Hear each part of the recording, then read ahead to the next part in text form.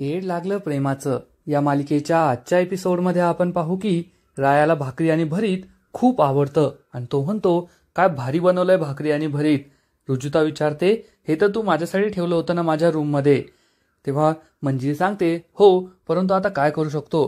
पाहिलं का तो गुंड कसं माझं बनवलेलं भरीत आणि भाकरी मस्त ताव मारत खातोय. मंजिरी खूप चिडते आणि पुढे येऊन म्हणते, ते मी बनवलंय. तू यांच्या घरी जेवायला आलाय ना, मग काकूच्या हातचं खायचं, माझ्या हातचं नाही खायचं. त्यामुळे रायाला खूप राग येतो आणि तो म्हणतो, ठीक आहे, मला हात धुवायचेत, कुठे सांग हात धुवायचं. मंजिरी ही रायाला म्हणते, चल तुला तुझी जागा दाखवते आणि ती रायाला हात धुण्याच्या जागी घेऊन येते. पण तेथील नळ तुटलेला असतो. राया हात धुवायचा प्रयत्न करतो तर नळ तुटतो आणि सगळं पाणी त्याच्या अंगावर उडू लागतं. तेव्हा मंजिरी त्याच्यावर जोरजोरात हसू लागते. रायाला खूप राग येतो की मंजिरी आपल्यावर हसते आणि तो चक्क पाण्याने भरलेली बादली जशास तसं असं म्हणून मंजिरीच्या अंगावर फेकतो. मंजिरी सुद्धा पूर्ण ओली होते. मंजिरी ही रायाच्या अंगावर धावून जाते. तेवढ्यात तिचा पाय सटकतो. राया तिला सावरतो. दोघेही एकमेकांच्या डोळ्यांमध्ये हरवून जातात, एकमेकांकडेच पाहत असतात. त्याच वेळेस नाना तेथे येतात आणि मंजिरीला या अवस्थेत पाहून ते जोरात ओरडतात, तुझी हिंमत कशी झाली माझ्या मुलीवर असं करण्याची, असं म्हणून नाना पुढे येतात. राया हा मंजिरीला खाली सोडून देतो आणि जोरजोरात हसू लागतो. त्यामुळे नाना हे चक्क रायावर हात उचलतात. राया त्यांचा हात पकडतो आणि म्हणतो, ए म्हाताड्या, तुझी हिंमत कशी झाली माझ्यावर हात उचलण्याची, आता मी तुझा गेम वाजवणार, तुला सोडणार नाही. तेवढ्यात रायाची सगळी माणसं सुद्धा तेथे येतात. मंजिरी खूप घाबरते. नाना म्हणतो, मी नाही तुला घाबरत, काय करायचं ते कर. तर राया म्हणतो, आता पहा शहनशाह, तुझा गेम कसा वाजवतो मी ते. शशिकाला तेथे येते आणि नानाला म्हणते, माझ्या पाहुण्यांवर असं ओरडायचं नाही, दादागिरी करायची नाही. तर नाना चिडून म्हणतात, आजपर्यंत तुझं खूप सहन केलं मी, पण माझ्या मुलीच्या बाबतीत काहीच सहन करणार नाही, हे ऐकून घे. राया नानाला धमकी देतो की पहा मी तुझं आता काय करतो. तर नाना म्हणतात, मी तुझ्या धमकीला नाही घाबरत. राया आणि त्याची माणसं तेथून निघून जातात. त्यानंतर मंजिरी ही नानाला शांत करते. इकडे राया त्याच्या अड्ड्यावर येतो. दुसऱ्या दिवशी सकाळी त्याला अजूनही नशा असते, काहीच आठवत नसतं. त्याचा एक माणूस त्याच्या तोंडात लिंबू पिळतो. तेव्हा कुठे रायाला शुद्ध येते.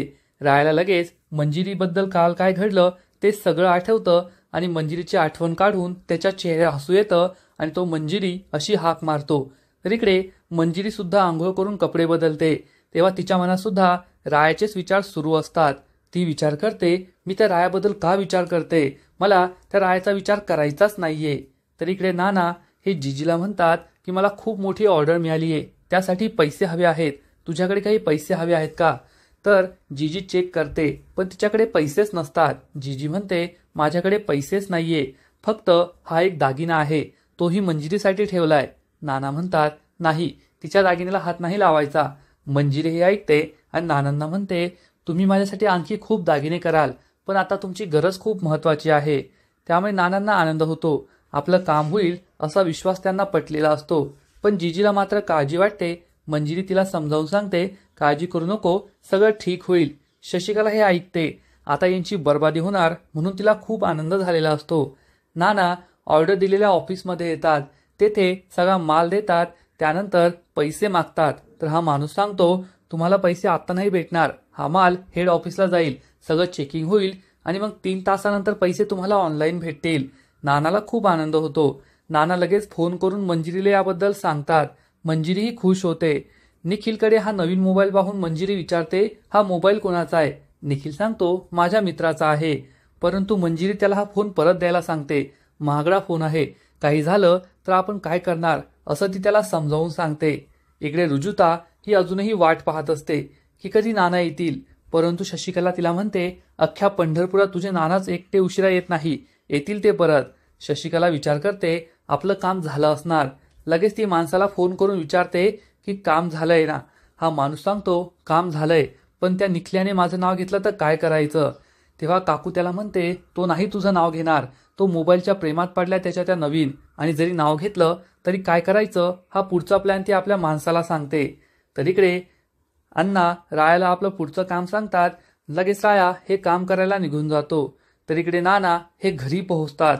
ते खुश असतात, पण अजून 3 तास झाले तरी आपलं काम झालं नाही, पैसे आले नाहीत. त्यामुळे त्यांना टेन्शन येतं. ते पुन्हा एकदा ऑफिसला जायचं ठरवतात.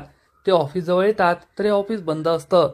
ते आजूबाजूच्या लोकांना याबद्दल विचारतात तर एक माणूस सांगतो इथे कोणतंही ऑफिस नाहीये. नाना म्हणतात मी त्यांना माल दिलाय, मोठी ऑर्डर होती, कर्ज काढून सगळं केलंय.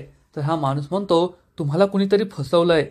हे ऐकून नानाला जबर धक्काच बसतो. नाना रडू लागतात. आपला विश्वासघात झाला, आपण फसलो. यामुळे ते खूप दुःखी होतात. पुढील एपिसोडमध्ये आपण पाहू की खूप टेन्शन आल्यामुळे नाना हे चक्क रस्त्यावरच चक्कर येऊन पडणार. परंतु त्याच वेळेस राया तेथे येईल आणि तो नानांना घेऊन हॉस्पिटलमध्ये पोहोचणार. मंजिरी तेथे येईल तेव्हा तिला असा गैरसमज होईल की नक्कीच या रायाने नानांना काहीतरी केलंय आणि ती रायाला जाब विचारेल. जय सुद्धा तेथे येणार आणि तोही रायाला दोषी समजेल.